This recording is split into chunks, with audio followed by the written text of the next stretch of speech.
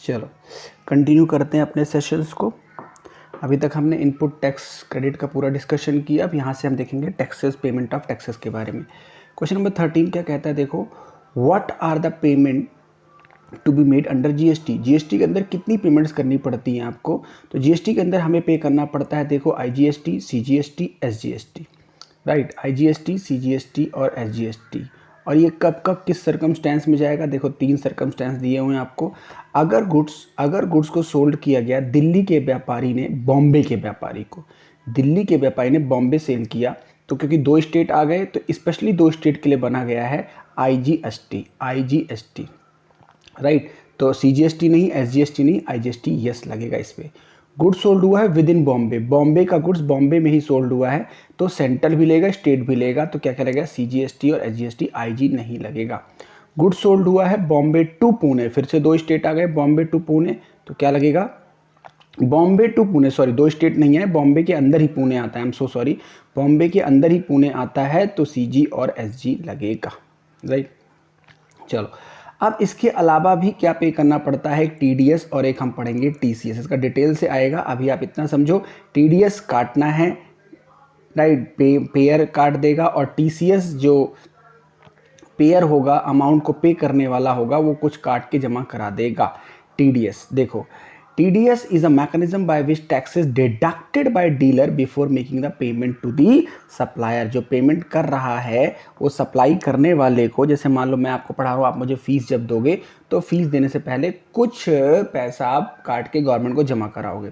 Example दिया हुआ, government agency gives a road laying contract to a builder a value of ₹10 lakh. When the government agency makes payment to the builder, TDS 1% which amount to 10,000 will be deducted and balance amount will be paid। यानी TDS कहाँ लगता है?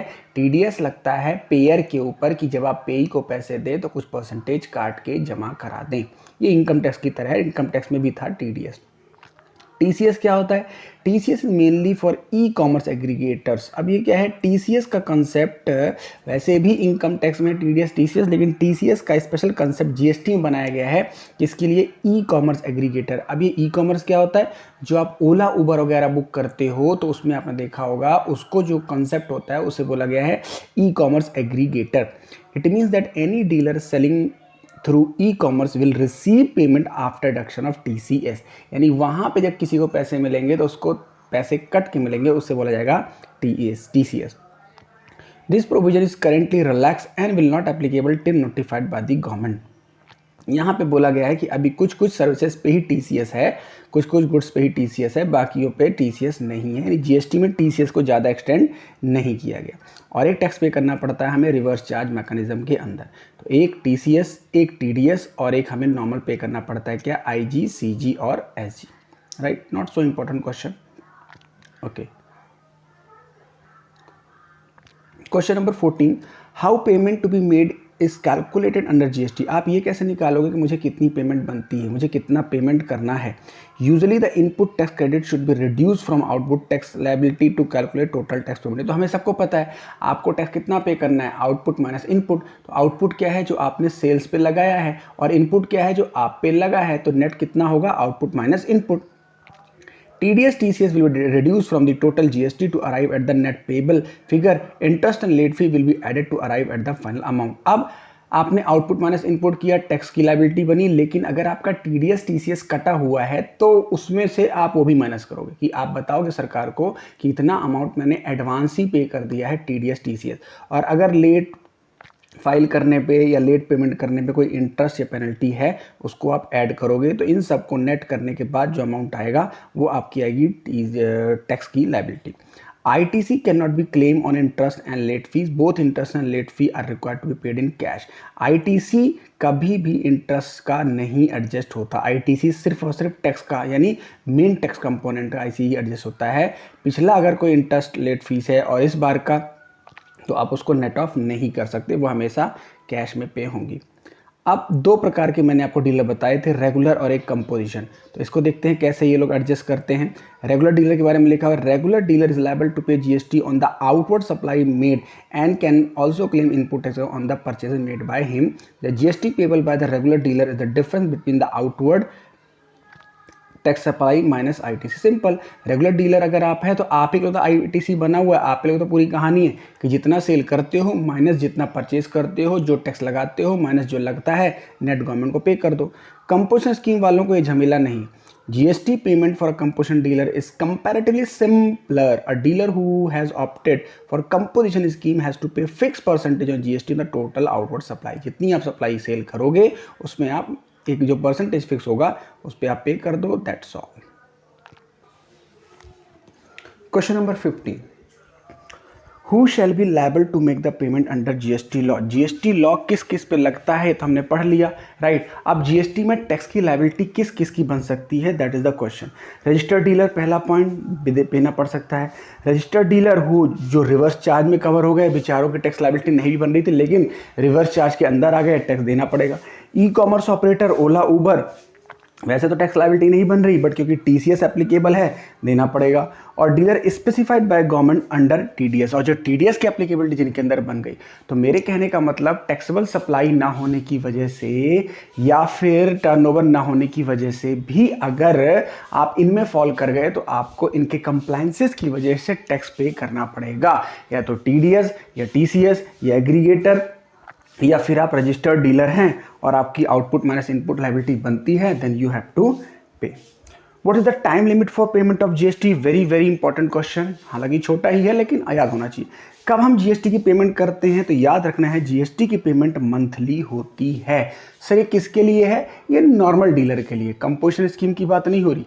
और हाँ, return के लिए dates अलग हैं लेकिन पेमेंट के लिए डेट सबकी सेम है। तो याद ये रखना है 20 तारीख को, 20 तारीख या 20 तारीख से पहले आपको आपका पिछले मंथ का GST पूरा पे कर देना है। जैसे मान लो this is the month of April month में मैं रिकॉर्डिंग कर रहा हूँ तो 30 अप्रैल तक, 1 अप्रैल से 30 अप्रैल तक जितना मैंने GST चार्ज किया होगा अपने कस्टमर से, स्टूडेंट से, फीस के थ्रू, वो सारा GST मैं मई की 20 से पहले पहले जमा करा दूंगा। What are electronic ledger? ये क्या होता है? The ledger are maintain electronically on the GST portal. अब GST पोर्टल वेबसाइट है, कभी आप क्लास की वीडियो देख के या क्लास की वीडियो रोक के भी आप कंप्यूटर पे देखो, GST आप लिखो, एक गवर्नमेंट की साइट खुलेगी तो GST पोर्टल के अंदर, उस पोर्टल के अंदर ही इलेक्ट्रॉनिक लेजर बनाए जाते हैं। जैसे मान लो अकाउंट बनाए जाते हैं कि इतना इसका क्रेडिट है, इसका इनपुट लिया, इतना माइनस आउटपुट किया, ये सारा इलेक्ट्रॉनिकली सारा मेंटेन है। जैसे आप ऑनलाइन बैंकिंग का काम करते हो तो सारा पैसा आपका ऑनलाइन दिख रहा होता है, कितना आपने निकाला, कितना आपने डाला। इस तरीके से इलेक्ट्रॉनिक लेजर्स बनते हैं GST के लिए। कितने लेजर बनते हैं GST में? 3 ledger, cash ledger, credit ledger और लायबिलिटी लेजर। कैश लेजर में क्या होता है? This ledger will reflect all deposit made in cash and TDS or TCS made on account of taxpayer. This ledger can be used for making any payment on account of GST. Cash ledger में वो payments हैं, वो account, वो चीज़ें इसमें हैं जो आपने कैश के थ्रू यानी आपने ही जमा कराई, या TDS TCS आपका कट गया यानी आपका टैक्स जमा हो रखा है, आप इसको कहीं भी एडजस्ट कर सकते हो। क्रेडिट लेजर क्या है? ITC as self assess monthly return will be reflected here. मतलब जितना ITC आपका होगा आपकी परचेजेज में वो सारा यहाँ दिख रहा होगा, right. This credit is the credit in this ledger can be use for make payment of tax only and no other amount such as interest penalty. इसका कहीं एडजस्टमेंट नहीं है, यानी ये ITC है, पीछे पढ़ाया अभी मैंने, पेनल्टी इंटरेस्ट का तो ITC वाला कंसेप्ट है ही नहीं। जो भी आपका इनपुट होगा, जो आपका इनवर्ट सप्लाई पे टैक्स होगा, उसका सारा टैक्स कहाँ पड़ा होगा? Credit ledger. लायबिलिटी लेजर क्या होगा? Net balance. Total tax liability of a tax payer after netting for the particular month will be shown automatically displayed on the GST payer dashboard. जितनी liability मेरी बन रही होगी, मतलब आउटवर्ड माइनस इनवर्ड जितनी liability बन रही होगी वो कहाँ शो करेगा?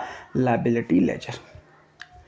18th question, What are the different ways in which GST payment can be made? कितने कितने तरीके से हम पेमेंट कर सकते हैं? Important question. First, payment through credit ledger. The credit of ITC can be use by dealer for GST payment. The credit can be taken only for payment of tax, interest, penalty and late fees can not be paid by utilising ITC। मतलब पीछे भी हमने पढ़ा, credit ledger का use कर लो आप, मतलब electronically जो डेटा मेंटेन है उसमें आप देख लो कितना इनपुट कितना आउटपुट है, वहाँ से आप नेट पेमेंट कर दो। Payment through cash ledger. GST payment can be made online or offline. The challan has to be generated on GST portal or for both online and offline GST payment. अब ये चलान वगैरह का concept क्या है, आगे detail से आएंगे। पहले हम चलान जनरेट करते हैं कि भाई मेरी इतना अमाउंट बनती है, फिर उस चलान को हम प्रिंट आउट लेते हैं, बैंक में जाते हैं और बैंक में जमा करा देते हैं। बैंक में ऑफलाइन भी हो सकता है या फिर आप ऑनलाइन भी जमा करा सकते हो अगर आपने अपनी ऑनलाइन बैंकिंग ले रखी है तो। मोस्टली कैसे होता है सर? ऑब्वियसली ऑनलाइन होता है। 19, अच्छा एक लाइन और है, where the tax liability is more than 10,000 mandatory to pay tax online. आ गया। अगर मैंने देखा कि इतना ट्रांजेक्शन हुई है, इतना आउटवर्ड मेरा पड़ा हुआ है कि मेरी लायबिलिटी जो जीएसटी की है वो 10,000 से ज़्यादा है, तो ऑनलाइन ही पे करना है। Next question, what is the penalty for non payment और डिलेड पेमेंट ऑफ जीएसटी? वैसे तो मैंने क्या बताया, 20 महीने तक टैक्स पे कर दे, सॉरी 20वीं तारीख तक पे कर देना है, लेकिन अगर डिले है तो क्या होगा? इफ जीएसटी शॉर्ट पेड, कम पे किया, अनपेड और paid late, interest at the rate 18% is required to be paid by the dealer. 18% का ब्याज के समेत देना पड़ेगा, यानी 20 तक कम पे किया, नहीं पे किया, है ना, इसके प्रॉब्लम में तो जब आप पे करोगे, जब आपकी एक्चुअल डेट होगी तो आपको उस दिन से ब्याज देना है 18% का। Also penalties to be paid, a penalty is higher of 10,000 और 10% of tax, short paid, unpaid whichever is higher. यानी पेनल्टी भी लग सकती है अगर लगाना चाहे गवर्नमेंट तो। कितनी लगेगी? जितना टैक्स अमाउंट आपका होगा उसका 10%, 10,000 विच एवर इज हायर। मान लो आपकी टैक्स लायबिलिटी अगर 2 लाख रुपए थी तो 2 लाख का 10% 20,000 और 10,000 हायर क्या हुआ? 20,000 आपको देना पड़ सकता है। प्रोसीजर ऑफ टैक्स पेमेंट, ये आप देख लेना, बड़े सिंपल है। सिंपल आपको देखना है, स्टेप वाइज देखना है कि पहले क्या क्या होगा, तो ये स्टेप आप याद हो जाएगा। आप इसको मैं ज़्यादा ध्यान यहाँ मैं समझता नहीं, वही सब लिखा हुआ है कि पहले प्रिंट आउट निकालो, फिर जीएसटी चालान भरो, फिर आप इतने दिन के अंदर पेमेंट कर दो। एक बार आप इसको देख सकते हो। रिफंड ऑफ टैक्सेस का कंसेप्ट देखो, क्या मान लीजिए कभी कभी ऐसा होता है हम जीएसटी ज़्यादा पे कर देते हैं, यानी मैंने कैलकुलेट करी लायबिलिटी आउटपुट माइनस इनपुट, तो कभी कभी ऐसा लगता है कि मैंने ज़्यादा पे कर दिया, मेरा बंधन का रिफंड हो सकता है क्या? लिखा हुआ है देखो। वैसे तो इनकम टैक्स में रिफंड का कॉन्सेप्ट है, वहाँ तो 100% लोग आईटीआर भरते ही रिफंड करवाने के लिए। क्या जीएसटी में सर रिफंड मिलता है क्या? देखो क्या लिखा हुआ है, usually when the GST paid is more than the GST liability, situation claiming GST refund arise. Under GST, the process of claiming a refund is standardized to avoid confusion. The process is online and time limit have also been set for the same. Normally GST में देखो, practically देखा जाए तो refund का concept नहीं। Refund का क्यों नहीं? क्योंकि जब आगे आपका जितनी परचेजें सेल होंगी उसमें से एडजस्ट करते चले जाओगा, लेकिन प्रोसेस है, बनाया गया है ऑनलाइन और टाइम बाउंडेशन के अंदर बोला गया है कि इतने टाइम तक आप जीएसटी का रिफंड ले लो। Next 21 question, what are the circumstances under which refund of GST can be claim? किन किन सिचुएशन में मैं जीएसटी का रिफंड मांग सकता हूं कि भैया मुझे मेरे पैसे दो? पहला, एक्सपोर्ट मैंने किया, export of goods services under claim is rebate और रिफंड। मैंने देखो एक्सपोर्ट कर दिया, एक्सपोर्ट पे टैक्स लगता नहीं, तो जितना मैंने परचेज़ किया होगा उस पर टैक्स लगा होगा, तो क्योंकि मैंने सारा अपना सप्लाई एक्सपोर्ट कर दिया तो जो भी मेरे परचेज में लगा था सारा मेरा पैसा रिफंड करो। दूसरा, ITC accumulation due to output tax being exempt और निल रेटेड। लो जी, जो भी मैं बेच रहा हूँ वो निल रेटेड है, उस पर टैक्स है ही नहीं, तो मेरा इनपुट वाला सारा टैक्स वापस करो। Refund of taxes paid on purchase made bye embassies और यूएन बॉडीज़ पे हम पढ़ेंगे एक टॉपिक, एग्जाम्पशन ऑफ जीएसटी। तो एग्जाम्पशन ऑफ जीएसटी में लिखा हुआ है अगर आप सप्लाई करते हो एम्बेसी यूएन बॉडीज़ को, उस पर टैक्स नहीं लगेगा, तो इनपुट जो लगा होगा सारा उस पर टैक्स मेरा वापस करो। Tax refund for international tourist वापस करना है। Finalisation of provisional assessment, refund of pre deposit पहले से कोई पड़ा हुआ है, excess payment due to mistake हो गई, refund of CGST SGST paid by treating the supply is interstate supply which is subsequently found to be interstate supply. मैंने कोई गलती क्या कर दी था, लगाना था आईजी लगा दिया सीजीएसटी में, तो समझ रहे हो कॉन्सेप्ट। प्रॉब्लम क्या हो गई, इंटरस्टेट और इंट्रास्टेट की प्रॉब्लम हो गई, दो राज्य का एक राज्य मान लिया, एक राज्य का दो राज्य मान लिया, मिस्टेक्स हैं। Refund on account of issuance of refund voucher for tax paid advance against which goods और सर्विसेज हैव बीन सप्लाइड। मतलब ये सिचुएशन ऐसी है जहाँ पे आप रिफंड मांग सकते हो, ये गलती एक्सेप्टेड है। इसके अलावा कोई मिस्टेक हुई तो गवर्नमेंट फिर सोचेगी कि ये जानबूझ के है या सच में ही कोई गलती हुई। अच्छा, हम कैसे निकालेंगे हमारा कितना रिफंड बनता है, हमारा जीएसटी रिफंड कितना बनता है? देखो क्या लिखा हुआ है, let's take a simple case of excess tax payment made.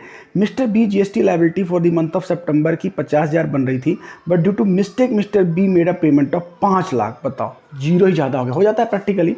हम कंप्यूटर बैठे हुए हैं, एक अमाउंट एक जीरो ज़्यादा दब गया.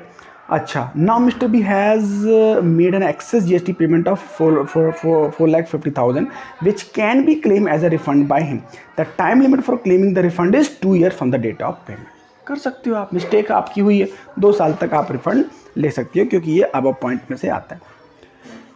उसके बाद 23 कवर हो ही गया. ठीक है, ये 23 वाला क्वेश्चन आप देख लेना, बॉक्स के अंदर लिखा हुआ है किस किस केस में कब तक आप मतलब क्लेम कर सकते हो. मतलब नॉर्मली 2 साल है, लेकिन कुछ कुछ केस में डेट्स बताई गई, वो एक बार आप रीड करोगे समझ में आ जाएगा. अच्छा, एक लाइन ये देख लो यहाँ पे बॉक्स के नीचे, also if refund is paid with delay and interest 20% per annum is payable by the government. लो जी, आपका बेनिफिट.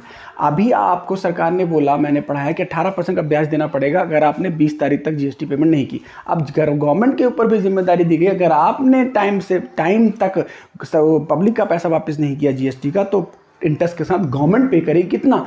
नॉर्मल कहाँ, 24%. समझ रहे हो, गवर्नमेंट को भी बोला गया ज़्यादा सुस्ती दिखाने की जरूरत नहीं है, 24% का ब्याज देना पड़ेगा. How can a person claim GST refund and what is the time limit for claiming refund? Very important question.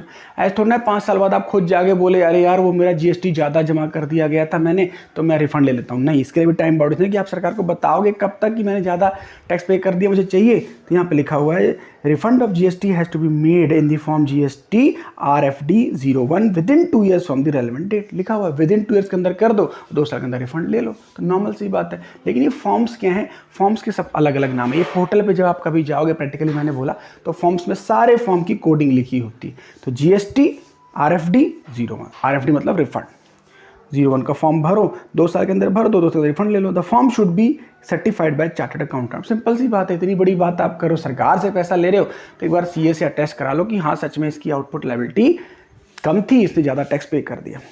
Concept आ गया किसका, TDS का. TDS का कंसेप्ट देखते हैं कहाँ कहाँ TDS एप्लीकेबल है GST में.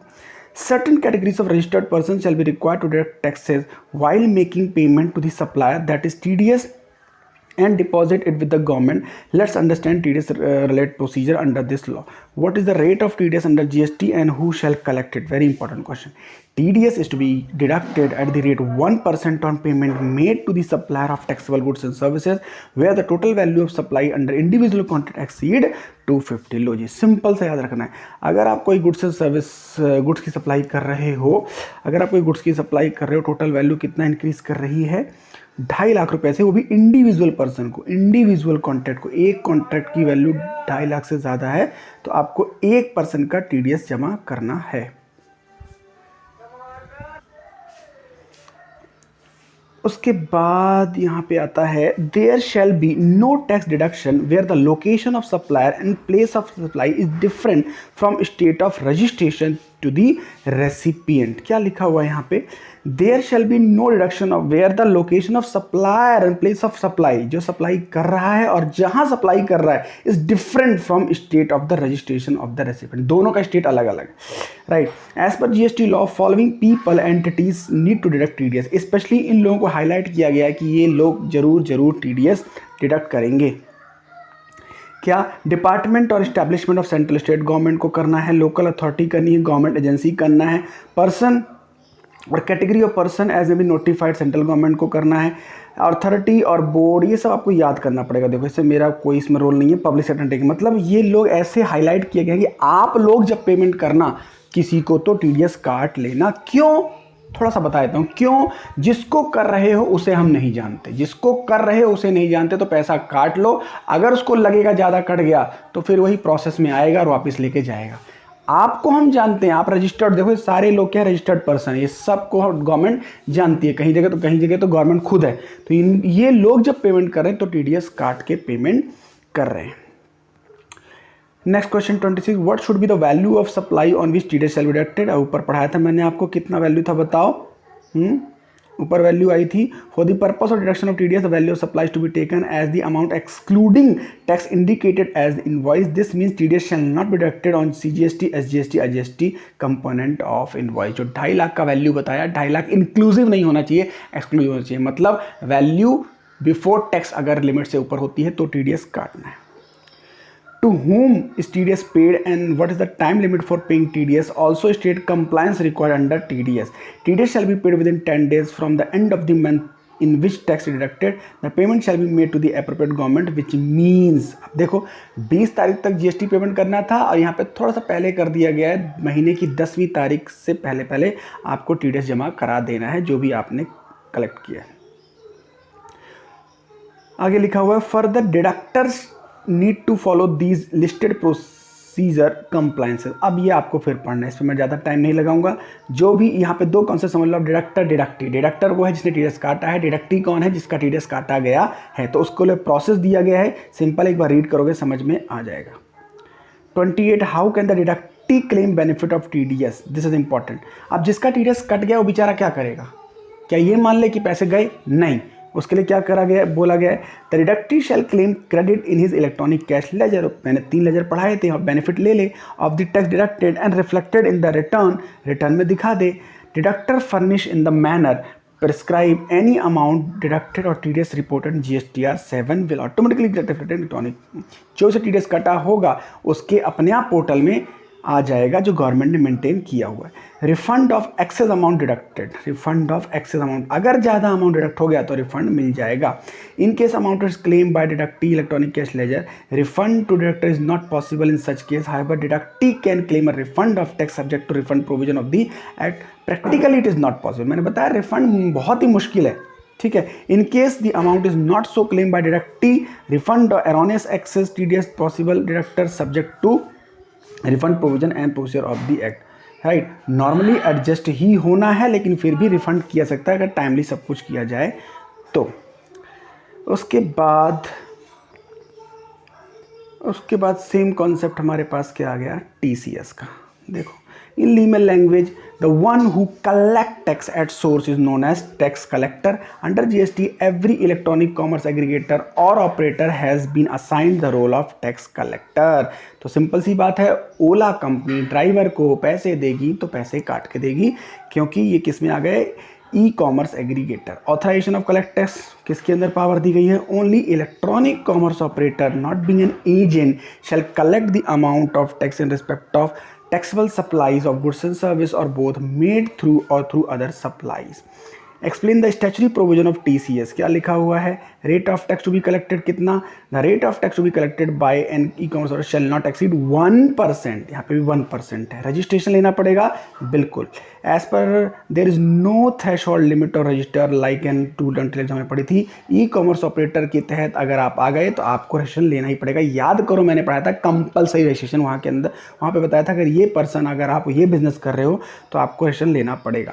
Credit to be claim, credit मिलेगा क्या, tax which is collected by e-commerce operator shall be credited to the supplier who supplies goods और सर्विसेज और both through an operator in his electronic cash ledger and can be claim by the supplier of which reflected. Simple, जिसका आप TDS काटोगे उसके account में और reflect कर जाएगा, वो उसका चाहे क्लेम ले ले चाहे उसको एडजस्ट करवा ले, राइट। अच्छा, इनको कैसे ये जो ई-कॉमर्स ऑपरेटर है ये लोग भी रिटर्न भरेंगे, गवर्नमेंट को बताएंगे हमने किस किस का TCS काटा है। तो क्या लिखा हुआ है, मंथली स्टेटमेंट लोगों को फर्निश करनी है 10 दिन 10 तारीख, यानी जैसे मान लो अप्रैल 10 मई तक ये रिटर्न फाइल करेंगे और बताएंगे हमने इन लोगों से TCS कलेक्ट किया है। बाकी ये प्रोसीजर पार्ट एक बार आप देख रहे हैं। एक एनुअल स्टेटमेंट भी भरनी है इनको, ये वाला देख लो।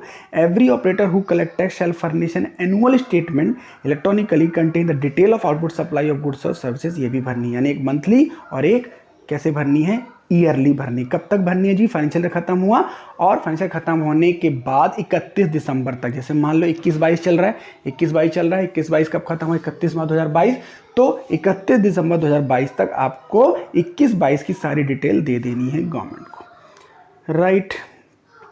उसके बाद बस यहाँ तक हमारा TCS का कंसेप्ट ख़त्म। जॉब वर्क के कॉन्सेप्ट को हम नेक्स्ट सेशन में लेंगे, 5-6 टॉपिक और हैं इसमें इंपॉर्टेंट।